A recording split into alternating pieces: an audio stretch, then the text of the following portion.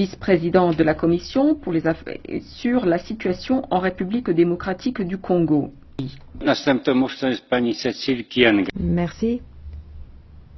Madame Cécile Kienge. L'article 52 de la Constitution congolaise récite « Tous les Congolais ont droit à la paix et à la sécurité ». Pourtant, la violence et l'insécurité se répandent sur l'ensemble du territoire national. Articles 23 et 24, toute personne a droit à la liberté d'expression et d'information. Pourtant, toute voix difforme au régime en place est violemment réprimée. Article 15, la violence sexuelle est érigée en crime contre l'humanité.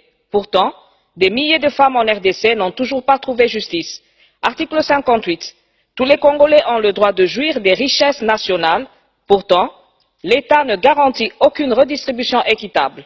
Article 47, le droit à la santé et à la sécurité alimentaire est garanti. Pourtant, 400 000 enfants au Kasaï sont victimes d'une catastrophe humanitaire en cours. Enfin, l'article 70, le mandat du président de la République est renouvelable une seule fois. Et pourtant, à ce jour, aucune date pour les élections n'a été décidée.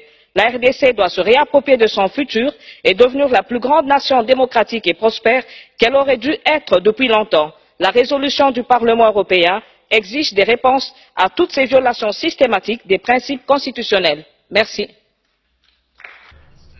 En ce moment même, il y a un ministre, Yotan Joji,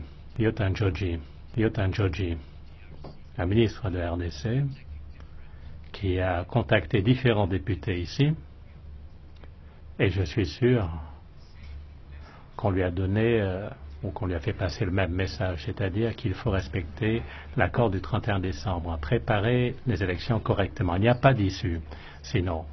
S'il dit oui, alors peut-être qu'on pourra le faire 1 mois ou 2 mois plus tard. Il ne faut pas l'accepter. Je ne pense pas qu'il faudrait accepter quoi que ce soit, à moins qu'il y ait un consensus large avec tous les acteurs politiques. Si, in fine, il y a un report d'1 mois, très bien. Mais j'ai l'impression que M. Kabila n'a pas vraiment l'intention de quitter le pouvoir. Et je vais demander à M. Stylianides de prendre la parole au nom de Mme Mogherini. Et à propos des Nations Unies, comme le Parlement, je déplore l'assassinat de 2 membres du groupe d'experts des Nations Unies, ainsi que leurs collègues congolais dans la province du Kasaï au mois de mars de cette année. J'ai d'ailleurs présenté mes condoléances à leurs familles, leurs amis, leurs collègues. Je le répète,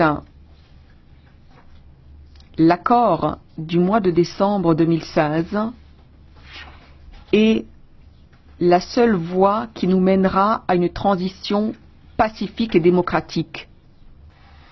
Comme vous le savez, je suis chargé des affaires humanitaires. Nous ne pouvons pas fermer les yeux face à l'impact humain de la recrudescence de la violence dans la province du Kasaï, ainsi que dans d'autres régions du pays où des groupes armés sont actifs. La population civile est victime de violences. C'est ainsi que plus de 3,7 millions de personnes sont réfugiées et déplacées en interne. Parmi eux, 1,1 million rien que dans la région du Kasaï.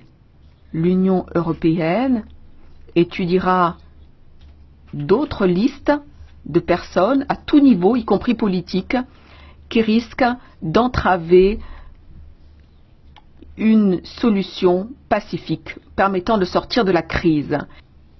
En fait, tout ceci a un nom, Kabila. Nous ne pouvons plus ignorer ce fait. La situation se dégrade de jour en jour et elle est liée au fait que Kabila n'a pas la moindre intention de quitter le pouvoir. Nous devons donc faire quelque chose.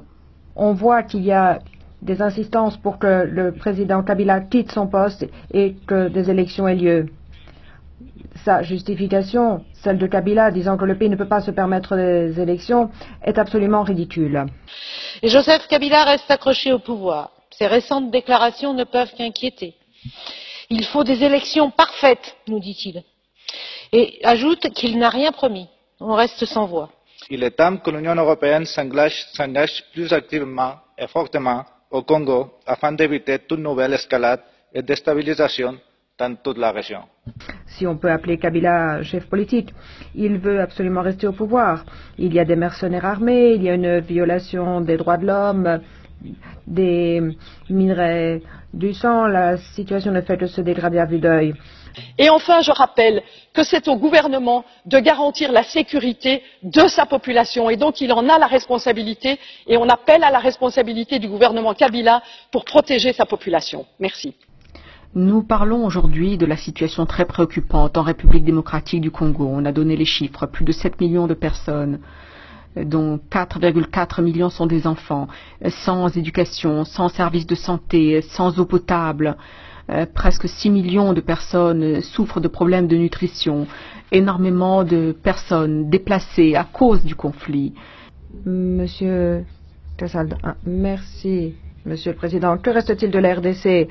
Seulement la géographie, il n'y a plus de république, plus de démocratie.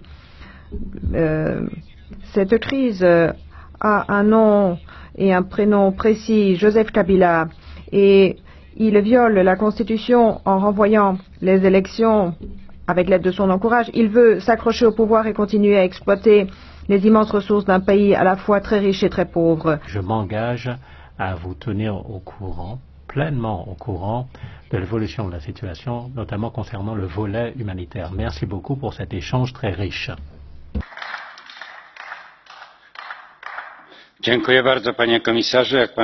Je vous remercie, Monsieur le Commissaire.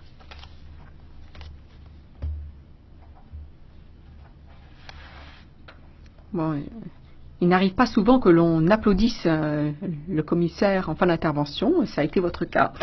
Je vous en félicite. Le débat est clos pour ce point. Le vote aura lieu demain.